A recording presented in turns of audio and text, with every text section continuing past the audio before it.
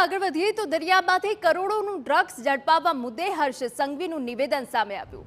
પાકિસ્તાનની નાપાક હરકતનો પર્દાફાશ થયો। દરિયામાંથી ડ્રગ્સ પકડાયું નથી, પકડવામાં આવ્યું છે। ગુજરાત પોલીસની સફળતા બદલ અભિનંદન।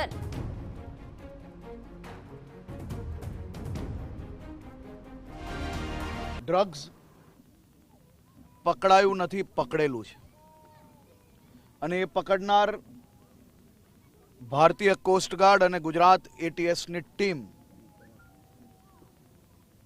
ખૂબ મહેનત થકી આ ડ્રગ્સ પકડવામાં સફળતા પ્રાપ્ત થઈ છે।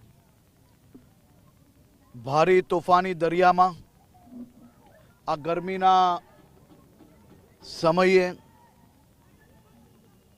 અનેક દિવસો સુધી રાત દિવસ આ તોફાની મોજા વચ્ચે આ પાકિસ્તાનીઓની નાપાક હરકતને રોકવામાં આપણને ખૂબ મોટી સફળતા પ્રાપ્ત થઈ છે।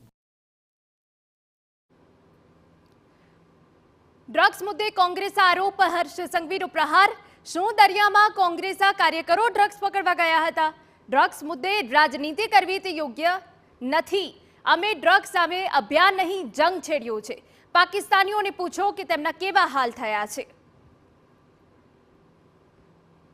આ પ્રવેશ દ્વાર પર કોઈ કોંગ્રેસના કાર્યકર્તા પકડવા ગયેલા ડ્રગ્સ? અને જે કહે છે એને પૂછવું જોઈએ। આ પકડવા માટે જે અધિકારીઓ, જે જવાનો કામ કરી રહ્યા છે, ડ્રગ્સનો વિષય એ રાજનીતિનો વિષય નથી। આ વિષય સામે નરેન્દ્રભાઈ મોદી સાહેબની સરકાર, ગૃહમંત્રી અમિતભાઈ શાહના માર્ગદર્શનમાં ગુજરાતના મુખ્યમંત્રી શ્રી ભૂપેન્દ્રભાઈ પટેલે ડ્રગ્સ સામે અભિયાન નહીં, જંગ છેડેલી છે અને પાકિસ્તાનીઓને જઈને પૂછો કે શું હાલ થયા છે।